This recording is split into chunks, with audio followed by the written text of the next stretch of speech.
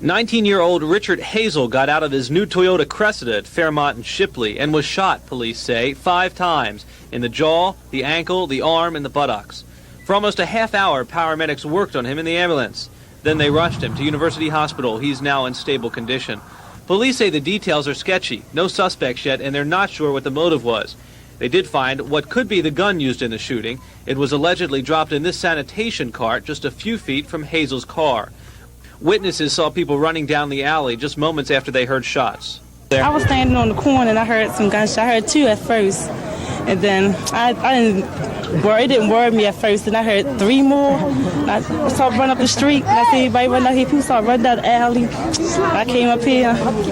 I seen all this blood. We are just blocks away from where Ricky Krim was fatally shot and where Craig Cromwell was fatally shot. But the difference is that this happened during daylight hours, and that really has neighbors worried. What can we do? We can't do nothing. We can't do anything. They would, we can't do anything. That's the feeling now. Nothing can be done. Even though West Baltimore residents get together and say they can stop the crimes, these residents feel like it's going to take more than talk.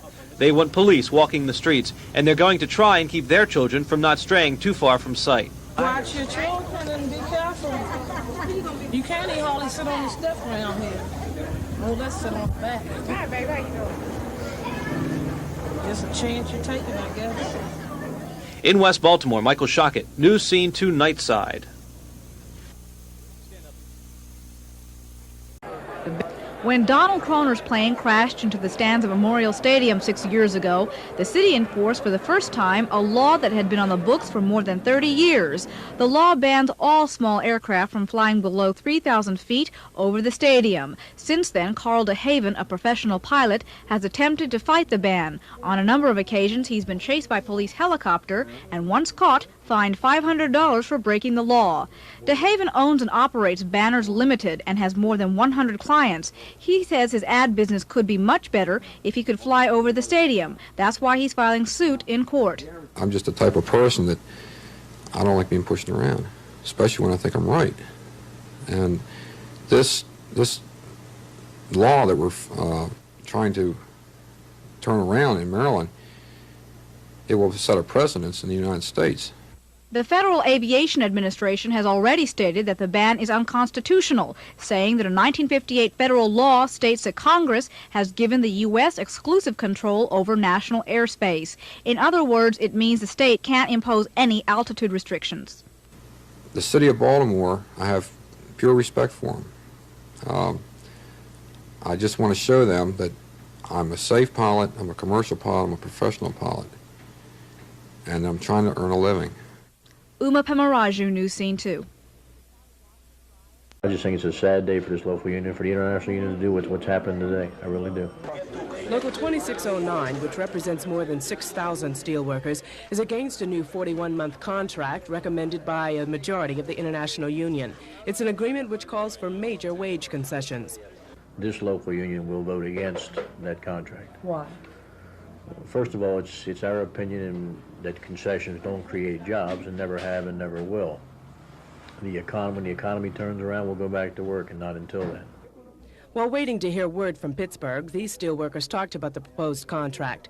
It's an agreement to cut hourly pay by $1.25. Immediately, 1 week of accrued vacation time will be given up, as well as vacation bonuses. There will be fewer paid holidays and a 2-hour cut in pay for work done on Sunday. Well, I don't like to give anything back, really. But if it's necessary, I guess it's necessary, but I don't like it. A majority of local steelworkers, even those laid off from their jobs, agree with their leadership that the contract should be rejected. Matter of fact, in my own opinion, I don't think it's going to bring as many people back. Even with the current supposedly economic upswing, supposedly things start looking good now, and it's going to create more jobs at that point. I feel quite sure that later on down the road they'll see that this is not going to happen.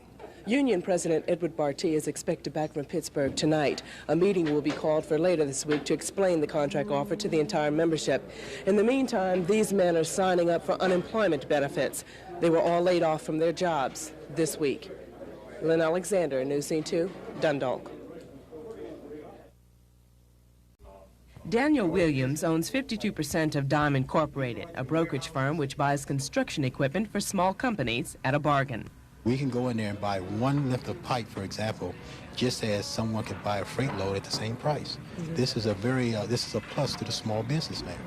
Dime was denied certification as a minority-owned and operated company. It can't bid on contracts set aside for minorities. Williams owns most of the stock, but his two partners are white. They could call a meeting of the board and transact business with Mr. Williams being absent. In addition, at any meeting of the board, they could outvote him on issues that affect the destiny of the company. Answering questions from City Solicitor Ben Brown, Williams says he's present at all board meetings, okays job requests, and signs all the checks. We feel beyond a doubt that we can prove that this is not a front company. This is a Williams says Dime Incorporated moves into a large warehouse next month and he'll be able to qualify as a supplier. Brokerage firms are not certified by the board. And the board told him they will not consider his application as a minority enterprise until the company bylaws are reworded to give him a controlling vote. Lynn Alexander, News Scene 2. At this morning session, even the usually quiet Victorine Adams was angry. She did not want any changes. I am for this because this is the late date. What's going on now should have gone on weeks ago. And I'm losing time here. If anybody has got some amendments, what the devil, don't just produce it now instead of waiting for the night? Councilman Tom Waxter wanted 2,600 white voters that were taken from his district put back in. That is an area that I would like to have in the district. I'd be crazy if I didn't. You have worked in neighborhoods and people aren't looking at color, but then in fact when you find a flaw, you're saying that the flaw with it is based upon color.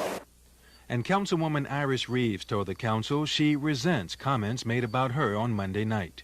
I was very much disturbed by many of the remarks that have been made by my colleagues. I was concerned about the innuendo.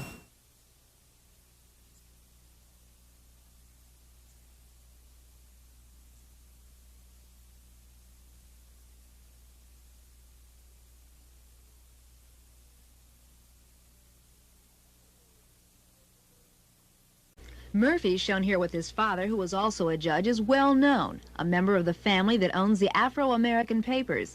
He attended Polytechnic High, MIT, and the University of Maryland Law School. He was in the spotlight frequently as an attorney, best known for defending Charles Hopkins, the man who killed Councilman Dominic Leone in the 1976 City Hall shootout. At one time, Murphy hosted his own TV show, Sunday Live on WJZ. In winning his Baltimore City Circuit Court judgeship, he garnered one of the highest vote totals ever for a black candidate in Baltimore City. West Baltimore Councilman Kwesi Mfume thinks Murphy would be a credible candidate, and he thinks Baltimore's popular mayor is not unbeatable. I think he is vulnerable in the area of labor to some extent. He's vulnerable with school teachers to some extent. He is very vulnerable in areas of the black community who feel like his administration has not done all that it could do to address the concerns of the majority population in this town. East Baltimore community organizer Ralph Moore thinks Murphy would appeal not just to black voters, but to all who feel left out by the mayor's concentration on downtown development. People will remember that he is the judge that decided the case about the trash pickups twice a week. People are going to remember that kind of thing, and I think they'll be appreciative of that fact, that he decided on behalf of the little guy. But all the rumors about a Murphy candidacy so far are mere speculation. Well, it's kind of hard not to think about it when everybody's asking me all the time. What are the chances you'll be a candidate? Oh, right now I'm a judge, and I'm concentrating my full time on being the very best judge that I can be and handling the cases that come before me. And so I can't even answer a question like that. But that's a question Billy Murphy will have to answer very soon if he intends to wage a successful campaign. All political observers we talk to agree, with just 6 months to go before the September primary, Billy Murphy could be running out of time. Joyce Jefferson, News Scene 2.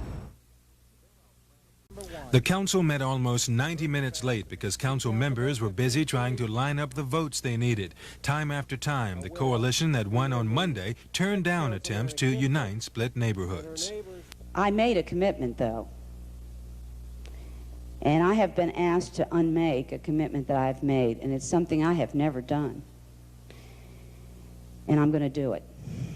And the reason I'm going to, and let's have no secrets about it, is that there are people in this group of 10 who firmly do believe that if our amended bill does not pass tonight, it will never pass. Politics is like anything else. If we tell somebody we'll try to do it, we ought to try to do it. And I don't think it's the democratic system at all to simply say that we are going to ignore the 29 families in the interest of expediency. Those remarks about the members of the 4th District ignoring the Poppleton community, ignoring this community, ignoring that, we're talking about the survival of this city and survival of black folks in this city and giving them some parity and representation so that this city will live. The vote was 10 in favor, 9 against, and some hard feelings remain. Councilman Mike Curran, a loser, refused to shake hands with Nathaniel McFadden, a winner.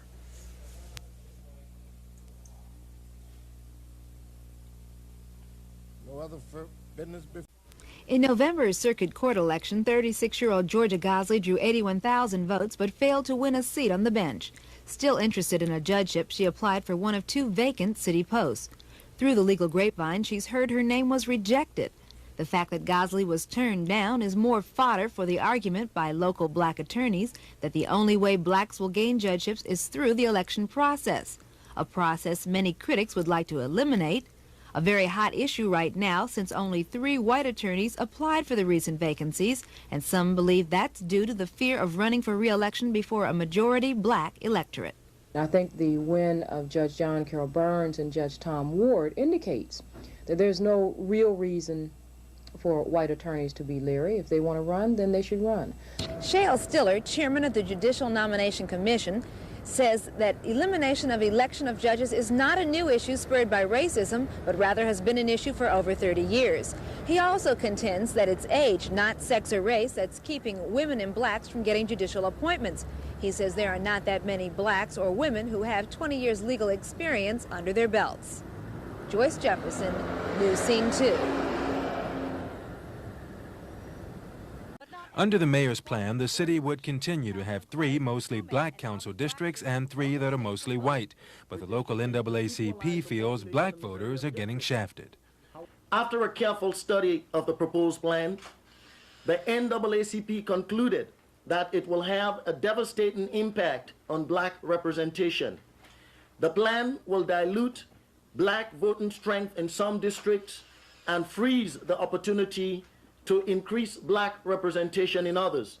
Camara says some key black precincts where voter turnout is high have been put in districts where black voters would be greatly outnumbered by whites. Do you think it dilutes black voting strength in the city? Of course not. I don't see any diluting of either black or white. That was not the object. The final decision is up to the people directly affected, the city council. The NAACP will be vigilant in its efforts to monitor city council proceedings on the matter. If the issue is not resolved by a new plan with acceptable changes, the NAACP will flex its muscles and use whatever means necessary to halt this threat on black political survival in Baltimore City. Camara says the NAACP may well take the issue to court. Kevin Brown, News Scene 2, Baltimore. Blacker. The second. A devastating blow. That's the way at least one builder sees it. The county executive's moratorium on all new building permits in the Reisterstown Road area caught developers off guard. Home builders are very concerned, to say the least. We feel that it could have a tremendous impact on an industry that's facing recovery this year.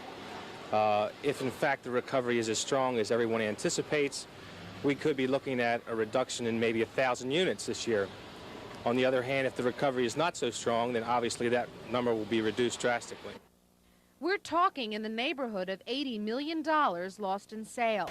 The freeze follows State Health Department limits to the number of sewer hookups in the area. State Water Management Administrator Richard Sellers says the city was supposed to build an interceptor that would relieve the Gwynns Falls from sewer overflows.